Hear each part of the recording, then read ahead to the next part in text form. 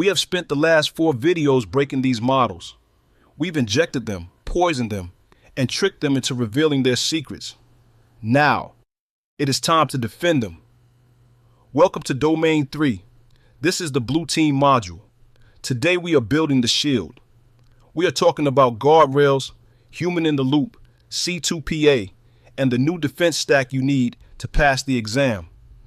If you are a security analyst, the exam wants you to know one thing. You cannot fix AI with a traditional firewall. Port 443 is always open, the traffic is encrypted, and the attack looks like valid English. So we need a new stack. It starts with input validation, often called sanitization. Before a user's prompt ever touches your LLM, it must pass through a guardrail layer, like NVIDIA NeMo or LangChain validators. Think of this as a bouncer at the club. If the prompt contains phrases like ignore previous instructions or known injection patterns, the guardrail strips them out before the model even sees them. But what if the attack isn't an injection? What if it's a sponge attack designed to drain your wallet? The defense here is rate limiting. You must enforce strict limits on tokens per minute for every user. If an IP address tries to generate 50,000 words in 1 second, you cut them off before your cloud bill spikes. Now let's talk about the output. Output filtering is your safety net.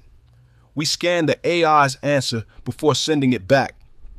This is critical for stopping data leakage and detecting insecure code. If your developers use AI to write software, you must run those snippets through a SAST scanner to ensure the bot didn't write a backdoor into your app. Remember, AI writes code that works, but it doesn't always write code that is secure. This brings us to a critical new exam term, C2PA, the Coalition for Content Provenance and Authenticity. How do we prove an image or text wasn't created by a deepfake bot? We use C2PA, cryptographically signed metadata. Think of it as a digital watermark that proves a human created the content. Now let's look at the enterprise tools, SIEM and SOAR. In the AI era, static rules don't work. Modern AI-enhanced SIEM uses UEBA, User and Entity Behavior Analytics. It learns the baseline. It knows that Bob from accounting usually queries the finance database at 9 a.m. If Bob suddenly asks the AI to export the entire customer list at 3 a.m., the SIEM flags it as an anomaly. But, and this is huge for the exam, you cannot automate everything. For high-risk systems, you need HITL, human in the loop. If the AI wants to shut down a factory or deny a loan application, a human must review that decision. Finally, let's talk about privacy. How do we train a model on sensitive medical data without reading the patient's files? We use Federated Learning. Instead of sending the data to the cloud, we send the model to the phone.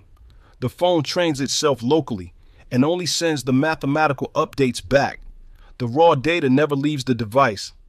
We are just scratching the surface of AI defense. In the next video, we will get into the heavy compliance side. The EU, AI Act, GDPR, and the right to be forgotten.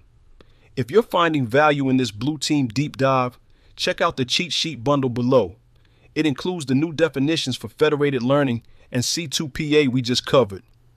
And if you want to keep me caffeinated while I build the rest of this course, you can buy me a coffee using the link in the description. I'm the Sec Guy. Build the wall. Stay secure.